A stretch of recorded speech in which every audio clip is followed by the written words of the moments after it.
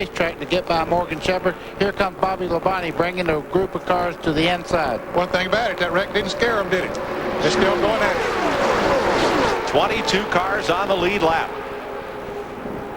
Bill Stevens. Well, Joe Nemechek was in the top 10 when trouble found you, huh?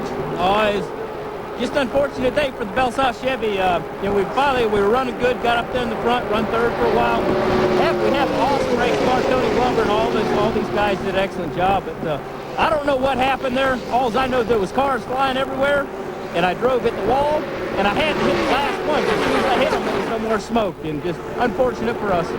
Around the front of the car, you can see the damage. That front clip over here is just about cleaned off, and everybody but Dr. Quinn, the medicine woman, is working on it. Well, they'll get it back in if they can, because there are 11 cars, 12 cars taken out in that incident. So some of the drivers, should they get back into the race, can pick up a quick 36 points perhaps. Mike, you just heard Joe Nemechek tell you something very valuable. Half of the people that got involved in that wreck could not see where to go. So much smoke, so much dust.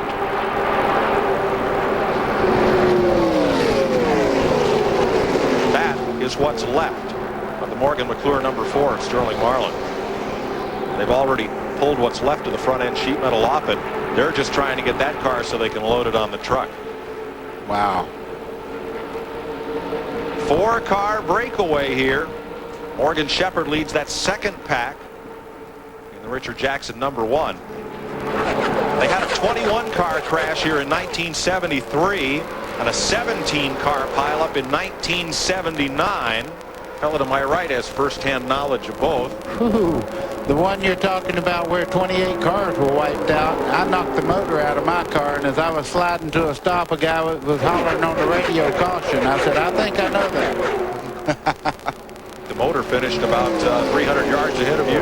No, it finished behind me. I slid a little further than it did. Single file draft. Terry Labonte engineers this train. 22 cars on the lead lap still.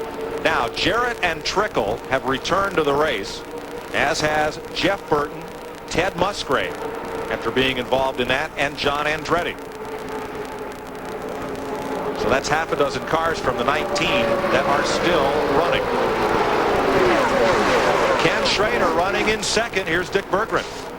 Ken Schrader has seen the highs and lows of this event. In 1988, he won his very first Winston Cup race in this event. And if you were with us in CBS in 1995, you saw him go end over end down the backstretch in this event. Right now, it looks like another high. Andy Petrie, car owner, crew chief, how do you play it from here? Yeah, I'll tell you, it looks good right now, but this track, anything can happen like it did a while ago. So we can hang in there and stay in line, get away from some of these guys. Maybe we can have a shot at a good finish. Have you made your last pit stop? Yeah, we pitted for the last time. It's up to Kenny now, and whoever can find to work with him out there. It's in the driver's hands. In 1988, Schrader came from third to first on the last lap to win it. Mark Martin's back in the race. There's the Valvoline Ford. Did not shape the race. The car isn't to be competitive, but as you mentioned earlier, if he can make a lap, that's going to pick up a lot of points for him, 30-some points, and he's going to do that, but he'll make probably more than one. Kind of changed the aim on our in-car camera as well. Yeah, just as you said, he's on the flat part of the racetrack. All he wants to do now is complete one lap. That'll put him ahead of everyone that wrecked there. He's about 4,000 RPM. I'm not sure what gear he's in. It'll put him ahead of everybody who's in the garage area and out of the race. It'll move him at least up to 28th place, Ned. But we see some other cars coming out of the garage area right now. Michael Waltrip is one of them that's coming out, so we might have to stay out and run more laps than that. Don't think NASCAR will let him continue around at that slow speed on the apron. And in any event, he's coming back in for repairs once again. Report that Ernie Irvin, well, he's now at 10th place. He's drifted back a little bit in that lead pack. And that's where Gordon will sit today. 32nd in the race, 4,300, 30 points. And Mark Martin will pick up 9 points where he sits right now. Caution is waving on the field once again. I could see a car throwing up a lot of smoke going into turn 3 over there. I don't know who it was, but well, it allows Martin time to come around because he can run caution lap speed and pick up a few more laps. So caution is out, and it's Brett Bodine. What, did he shred a left rear, buddy, and get up in the wall? Well, the right front is missing because you see the hood all up in the air there. He's got a lot of problems. It looked like more than one tire flat. Well, let's see.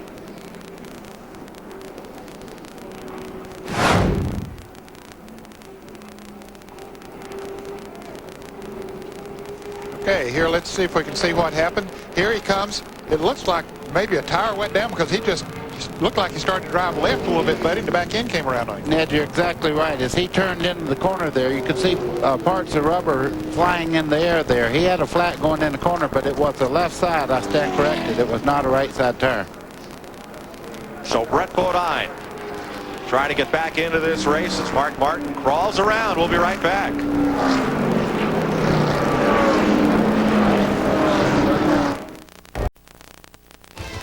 This CBS Sports Race Summary is sponsored by Texaco, a world of energy.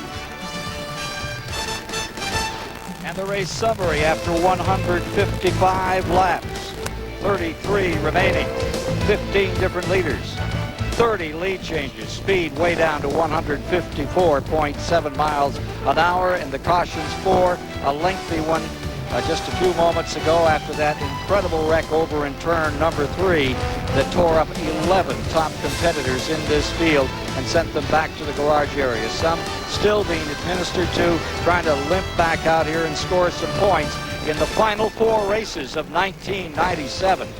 There you see Mark Martin's car.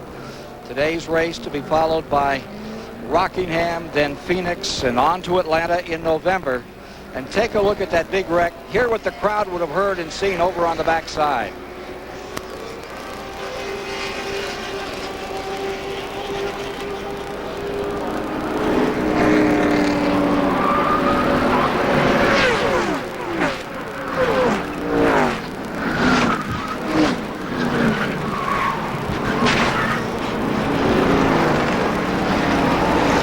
From over 190 miles per hour to ground zero, skittering, slithering across the track, and with Dale Jarrett, here's his view.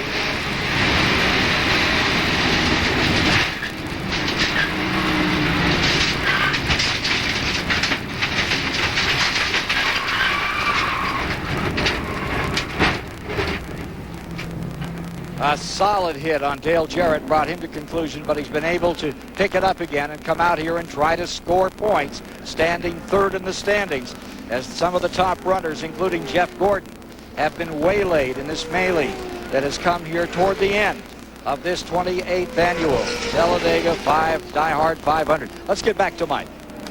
Thanks, Ken. 20 cars in all. Add Dick Trickle to the list of cars that were involved in that crash. And 10 of them have now returned to the racetrack. Mark Martin, Ted Musgrave, Michael Waltrip, Jimmy Spencer, Jeremy Mayfield, Steve Grissom, Robert Presley, Dale Jarrett, Dick Trickle, and Jeff Burton are back on the racetrack after that incident. And those last 4 that you mentioned, Jarrett, Spencer, Trickle, and Burton, all still remain on the lead lap. Now, Brett Bodine, who just brought out this caution, has made repairs to his number 11. He's back on track as well. Dick Berggren? Yeah, this brake rotor, Mike, one of the NASCAR officials just picked it up off pit road. As you know, without a brake rotor, there are no brakes in the car. At least there are no two-wheel brakes in the car. Many of these cars have independent braking systems. The question is, whose car did this come off? And there is some possibility that it came off Mark Martin's car, the 6, but there have been so many cars up and down pit road, they're not positive as to who this belonged to. Well, there's Mark Martin driving along. Separate braking systems, front and rear. Separate master cylinders, so that a driver would still have some stopping power if he's without 1 or 2 brakes. Mark Martin is currently being shown in 30th